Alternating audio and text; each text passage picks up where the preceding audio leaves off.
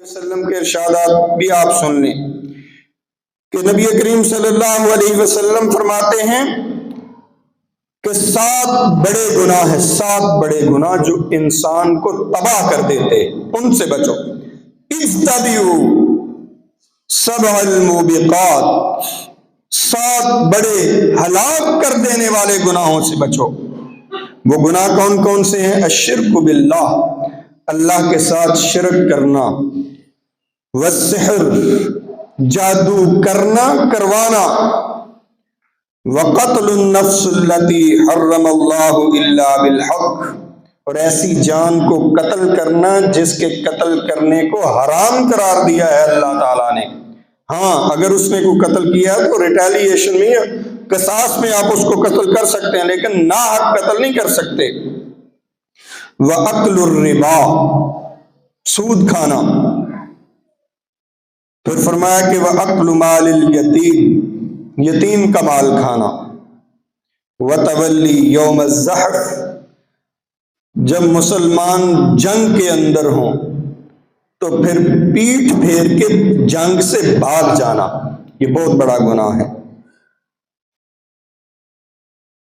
وَقَذْفَ الْمُحْصَنَاتِ الْمُؤْمِنَاتِ الْغَافِلَاتِ، اور بھولی بھالی معصوم اور اچھی عورتوں پہ قذف، زنا کا الزام لگانا، یہ بہت بڑا گناہ ہے۔ آج کل تو ہر جگہ پہ، ہر محفل میں مختلف عورتوں کو ڈسکس کیا جاتا ہے، اور ان پہ جو اللہ نے قرآن مجید میں اس چیز کا لفظ یوز کیا ہے، ان الذین یرمون المحصنات، سورہ نور کے اندر، کہ وہ لوگ جو پاک دامن عورتوں، ہر عورت پاک دامن ہے تب تک جب تک کہ اگر تم زنا کا الزام لگاتے ہو تو 4 گواہ آپ کے پاس نہ ہو، 4 گواہ آپ کے پاس نہ ہو۔ اور آج کل ہم نے ہر محفل میں ڈسکس کرنا ہوتا ہے دوسری عورتوں کے متعلق، اور ان کو جوڑتے ہم بری عورتوں کے ساتھ۔ یہ بہت بڑا گناہ ہے، اس کو معمولی نہ سمجھیں۔ یہ وہ گناہ ہے جو انسان کی تباہی کا سبب ہے۔ یہ 7 گناہ بڑے: اللہ کے ساتھ شرک کرنا، قتل کرنا، جادو، سود کھانا، اور یتیم کا مال کھانا، اور جنگ سے بھاگ جانا، اور مومن عورتوں کے اوپر زنا کا الزام لگانا، یہ بہت بڑے گناہ ہیں۔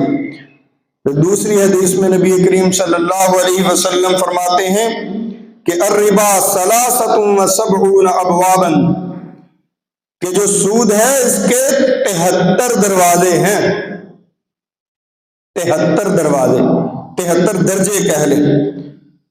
ایسرها مثل ان ينكح الرجل امه، اور جو سب سے آسان اور جو سب سے نچلا دروازہ ہے نا، وہ یہ ہے کہ انسان اپنی ماں کے ساتھ نکاح کرے۔ ماں کے ساتھ تو نکاح نہیں ہوتا نا، تو جب نکاح نہیں ہوگا تو کیا ہوگا؟ حرام کاری ہوگی۔ یہ سب سے اس کا نچلا درجہ ہے سود کا۔ 73 درجے ہیں، گنے 1 2 نہیں، 10 نہیں، 20 نہیں، 73 درجے۔ اور سب سے آسان، سب سے جو کم درجہ ہے وہ کیا ہے؟ کہ انسان اپنی ماں کے ساتھ نکاح کرے۔